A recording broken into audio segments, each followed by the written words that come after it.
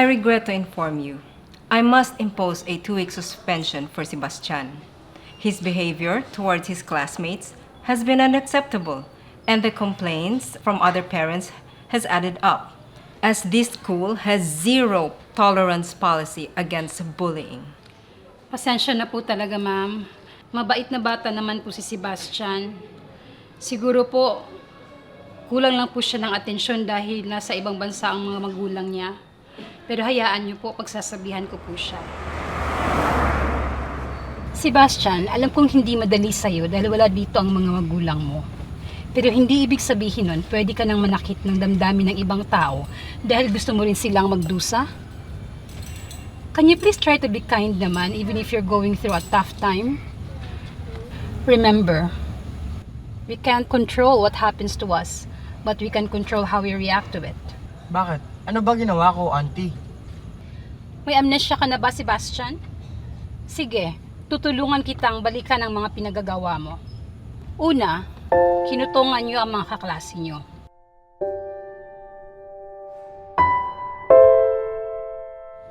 Pangalawa, kinuha niyo ang mga baon kahit alam mong nagugutom.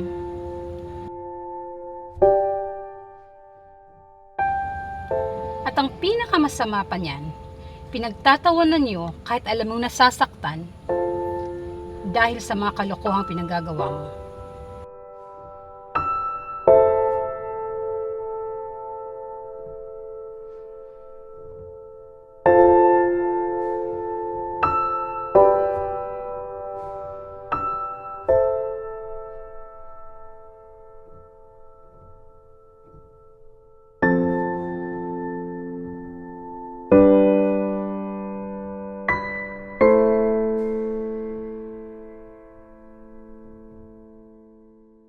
Sebastian, pakiusap naman.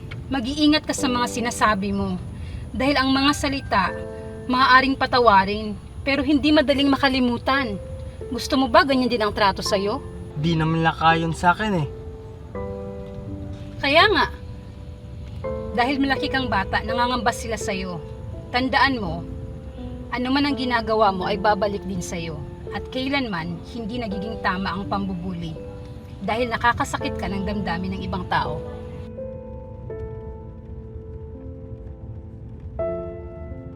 At dahil suspended ka for 2 weeks, you need to go with me wherever I go dahil walang magbabantay sa'yo sa bahay. Do I have a choice, auntie?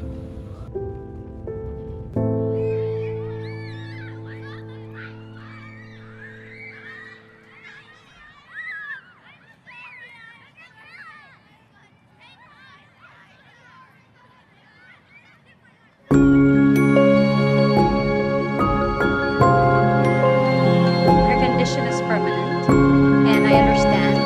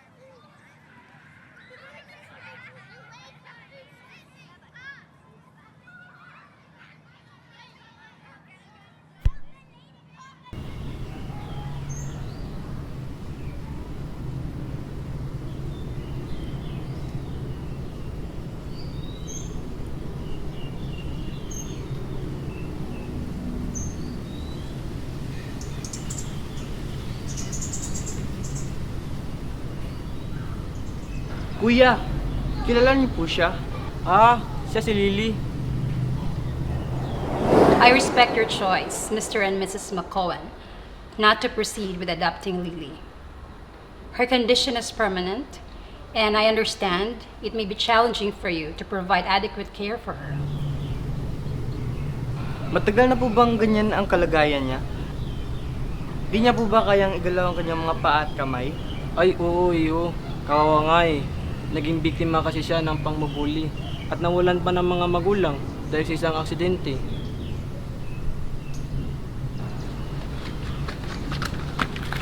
Hi, Lily! Lily, tignan mo ako ha.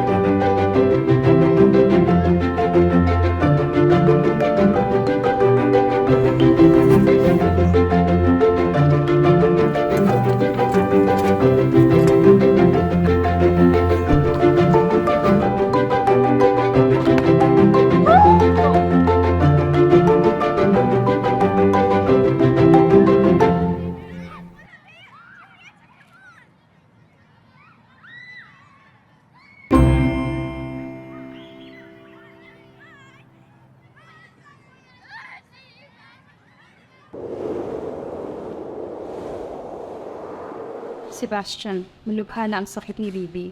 Kailangan na siyang ihatid sa ospital.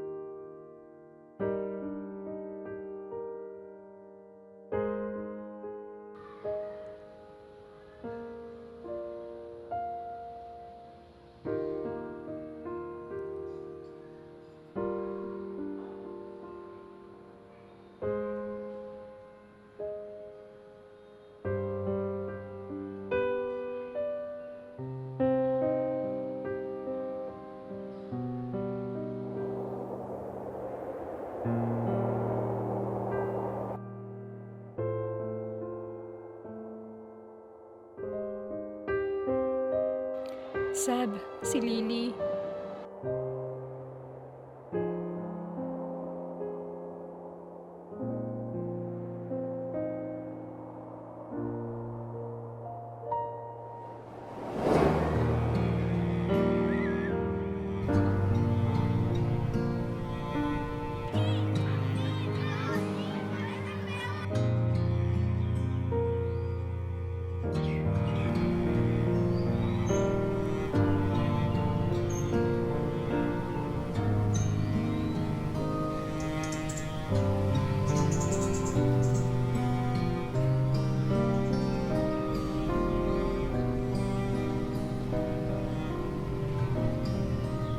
Alam mo, Sebastian, hindi naging isang magandang karanasan kay Lily ang pagiging biktima ng pambubuli.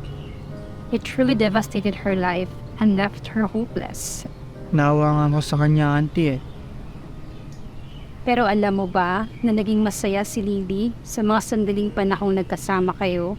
Ikaw ang nagsilbing kamay at paa ni Lily para maranasan niya ulit ang saya ng buhay. You stood up for her and showed her care, courage, and hope. Kaya alam kong hindi ka masamang bata dahil naipakita mo kay Lily na ayaw mo siyang magdusa. Alam mo na ngayon ang pakiramdam ng inaakit. Kaya nga the golden rule, di ba? Don't do unto others what you don't want others to do unto you. Tama ka po, auntie. I realized that it's wrong to make others miserable just because I'm going through something difficult. Mas maigi pa rin gumawa ng mabuti sa lahat ng panahon.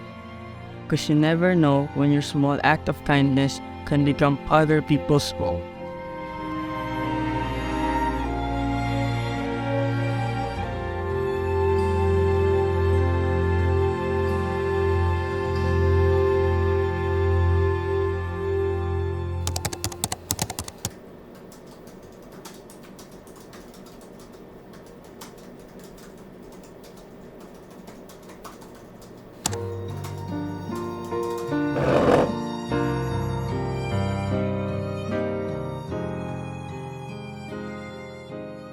Kaya nga, lahat ng mga bagay na ibig ninyong sa inyo'y gawin ng mga tao, Gawin naman ninyo ang gayon sa kanila, sapagkat ito ang sa kautusan at ang mga propeta.